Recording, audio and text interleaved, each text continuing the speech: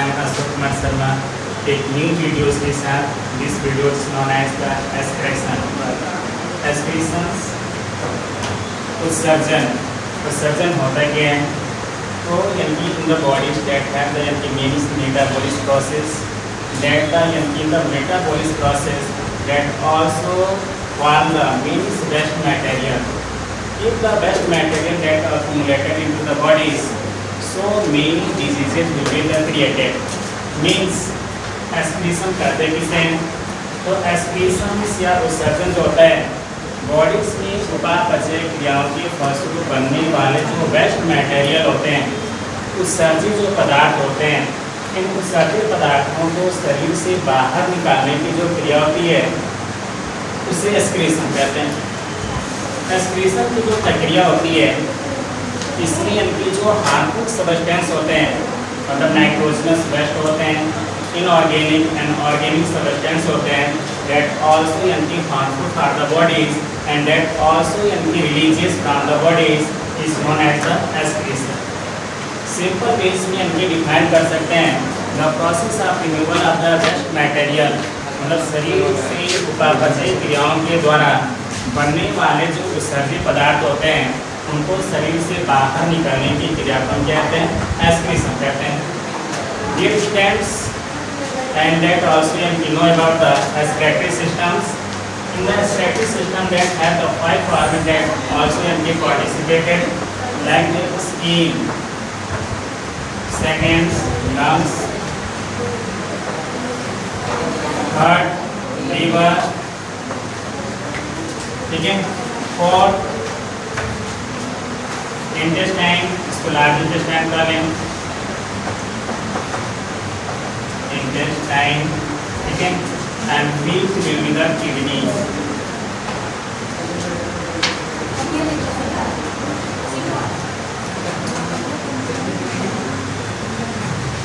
तो इसमें यानी ये देखा गया कि टोटल यानी 5 एक्सक्रेटरी हम बोला है 8 बोलो नहीं, हम बोले कि आवाज़ नहीं करना है, तुम यानी बीच में बोल रहे हो. जिनको जिधर जाना वो जा सकते हैं बट आवाज़ नहीं होनी चाहिए. ठीक,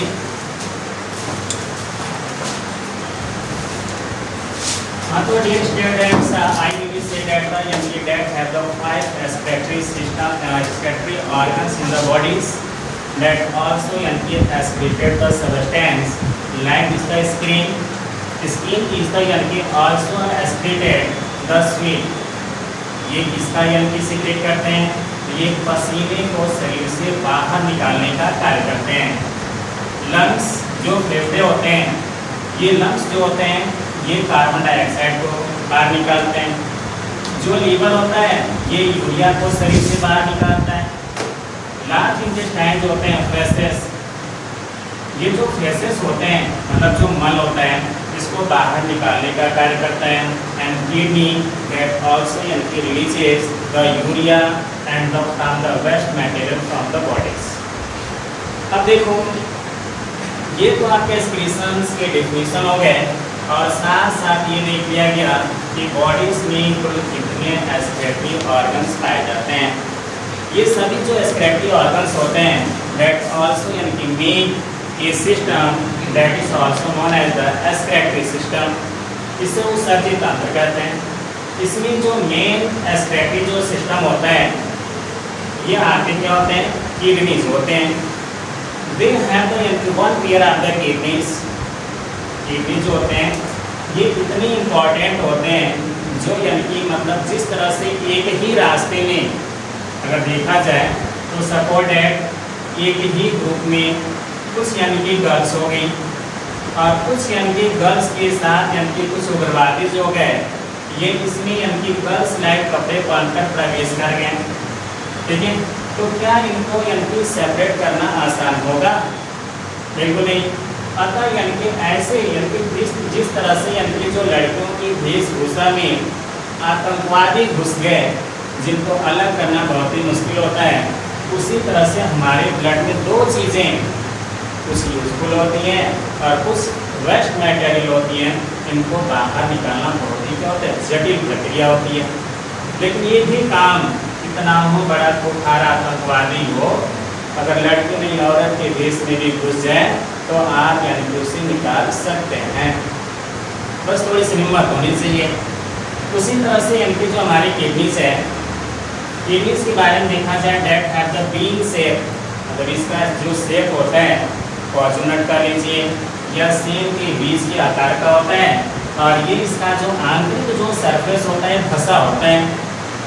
इसके साथ साथ इसमें यानी कि दो वेन्स जो होती हैं, एक आर्टरीज और एक वेन्स इसमें प्रवेश करते हैं। जो आर्टरीज इसमें प्रवेश करती है इसको ये रीनल आर्टरीज कहते हैं, और जो इससे यानी कि बाहर निकलती है इसे रीनल वेन्स कहते हैं। सबसे महत्वपूर्ण चीज़ ये कि अगर हमारी जो किडनीज है इसकी सिचुएशन क्या होती है, that also situated the lower abdomen, मतलब इस शरीर के निचले हिस्से में स्थित होता है, और ये यानी कि परस्पर आपके कमर वाले पार्ट से यानी कि जो स्पाइनल कॉर्ड होता है इससे परस्पर लगे हुए पाए जाते हैं।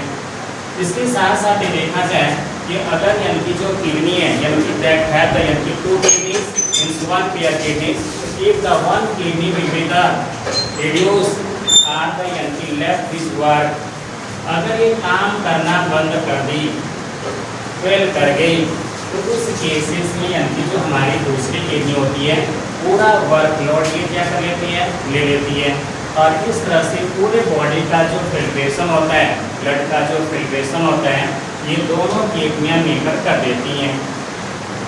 इसके पश्चात यानी कि अगर किडनी की पूरी यानी कि एक्सक्रीटरी सिस्टम की बात किया जाए तो that have the one pair of the kidneys that left and right, जिसमें यानी कि जो लेफ्ट किडनी होती है डेट आल्सो यानी कि अपर देन द राइट किडनी, मतलब लेफ्ट किडनी थोड़ी ऊपर होती है, राइट किडनी थोड़ी नीचे होती है।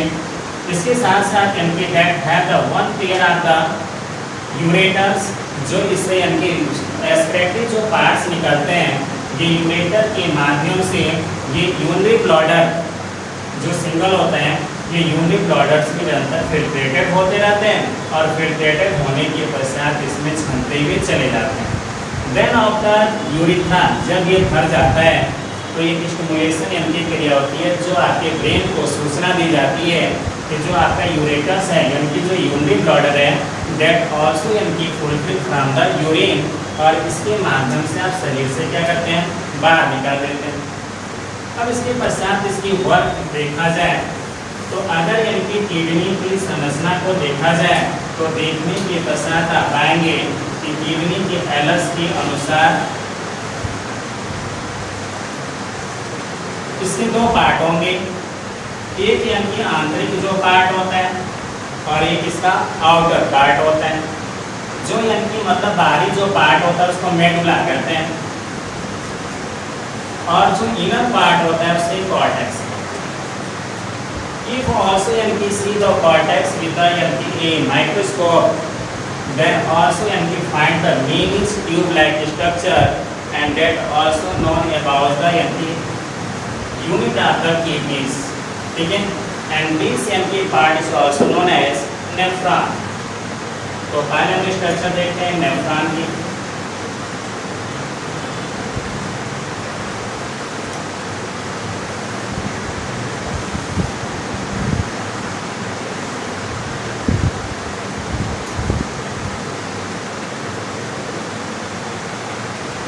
ये यानी कि मतलब इसमें रीनल आर्टरीज जैसे प्रवेश करती है दैट आल्सो यानी कि divide into the millions of parts, और सारे यानी कि पत्ते पत्ते क्या होती हैं ये ट्यूब्स में डिवाइड हो जाती हैं, और डिवाइड होने के पश्चात ये परस्पर क्या होती हैं ये आपस में जुड़कर एक कॉम्प्लेक्स स्ट्रक्चर का फॉर्मेशन कर लेती हैं।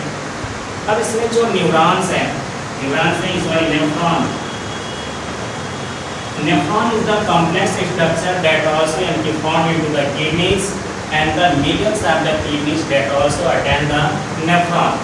अब इसमें पार्ट कौन कौन सा होता है, तो जो यानी कि मतलब आप देखिए जो कप लाइक स्ट्रक्चर का फॉर्मेशन करता है इसे बोमैन कैप्सूल कहते हैं,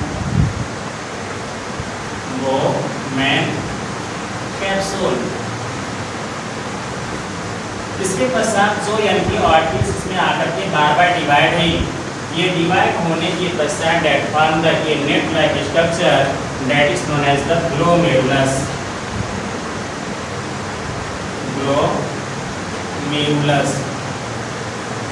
इसके पश्चात यानी कि जैसे यहाँ पे ज्वाइंट यानी कि आपस में फिर क्या करते हैं, ज्वाइंट करती हैं, और ज्वाइंट करने के पश्चात ये पीसीटी और डीपीसीटी को चारों तरफ से घेर लेती है, और घेरने के पश्चात यानी कि पुनः यानी कि रीनल वेन्स का निर्माण कर लेती है।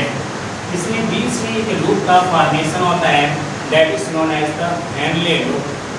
इसका नाम होता है हेनले लूप्स।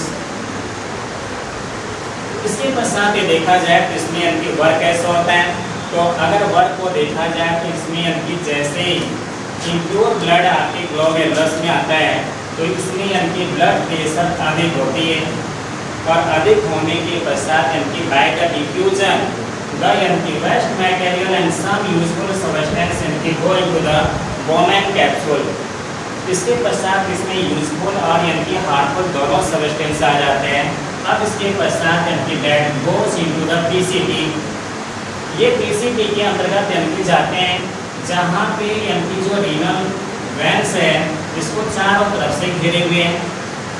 इसमें देखा जाता है कि जो आपकी पीसीटी यानी कि जो रीनल वेन्स है इसमें इसका जो डिफ्यूजन प्रेशर डिफिशिएंट हो जाता है, मतलब विसरण दाब कम हो जाता है, जिससे यूजफुल जो सब्सटेंस होते हैं यह आपके पुनः रीनल वेन्स में आ जाते हैं। इस तरह से यानी कि जो वेस्ट मटेरियल होता है यह वेस्ट मटेरियल क्रमशः हेनले लूप में चलाता है, और हेनले लूप के द्वारा क्या होता है, यह डीपीसीटी के माध्यम से यह यानी कि मतलब एक कलेक्टिव ट्यूब्स के द्वारा यानी कि जुड़ जाता है, और इस कलेक्टिव ट्यूब्स के अंदर देखा जाए तो बहुत सारी जो यूरेटर्स होती हैं ये आपस में जुड़ती हुई चली जाती हैं, और ये परस्पर आपस में जाकर के एक यूरेटर में यूरेटर का फॉर्मेशन कर लेती है। तो इस यानी कि क्रिया के द्वारा जो वेस्ट यानी कि मटेरियल बने, यह वेस्ट मटेरियल को हम यूरिन कहते हैं, और ये जो यूरिन होता है ये परस्पर रेगुलर प्रति टाइम जो होता है ये छनता रहता है, और छनने के पश्चात आपकी यूरिनरी ब्लैडर में एकत्रित होता रहता है। जब ये फुलफिल हो जाता है तो आपकी ब्रेन के हाइपोथैलेमस को सूचना दी जाती है, और देने के पश्चात यानी कि क्या होता है, जैसी सूचना दी जाती है तो यानी कि इसे समय समय से आप बाहर कर दिया करते हैं, जिसको यानी कि डिफेंस ऑफ यूरिन कहते हैं बाय द यूरेथ्रा। अब समस्या ये है कि if then both kidney will be failed, तो देन द यानी कि blood pH will be also change. तो यानी कि ब्लड में क्या होते हैं, बहुत सारे एक्सक्रीटरीज यानी कि जो प्रोडक्ट्स होते हैं जमा हो जाते हैं, जिसकी वजह से अगर इसको फिल्ट्रेशन का काम नहीं किया गया तो यानी कि उसकी क्या हो जाएगी, उस व्यक्ति या उस यानी कि जो मरीज है उसकी मृत्यु होने की संभावना बढ़ जाती है। मतलब हमारी जो किडनी होती है सबसे इम्पोर्टेंट ऑर्गन्स में इसकी काउंट की जाती है, ठीक ना। इसके पश्चात यानी कि देखा जाए जब तक आप जीवित रहते हैं तब तक यानी कि बहुत से कार्य होते हैं, लेकिन जो यानी कि मरने के बाद आपकी जनाजे को वही सबसे ज़्यादा रोते हैं। अगर किसी कारणवश यानी कि आप जनाजे से उठ गए तो सबसे पहले वही व्यक्ति आपको जीने नहीं देते हैं। तो इसलिए यानी कि आप पहले जनाजे में जाने की व्यवस्था ना कीजिए। डियर स्टूडेंट्स यानी कि गिव देम द यानी कि वीडियोस इज आल्सो यानी कि अगर आपको वीडियोस यानी कि पसंद आते हैं तो आप इसको लाइक कीजिए, शेयर कीजिए, सब्सक्राइब कीजिए। अगर आपको कोई भी टॉपिक्स यानी कि नहीं समझ में आती है तो आप यानी कि उसको कमेंट करके ज़रूर बताइए, ताकि उस पर यानी कि पुनः एक न्यू वीडियोज़ का फॉर्मेशन कर सकें। इस वीडियो को ज़्यादा से ज़्यादा अपने मित्रों को शेयर करें, जिसकी कोई कॉस्ट वैल्यू नहीं होगी और आसानी से आप घर बैठे पढ़ सकते हैं। जय हिंद, जय भारत।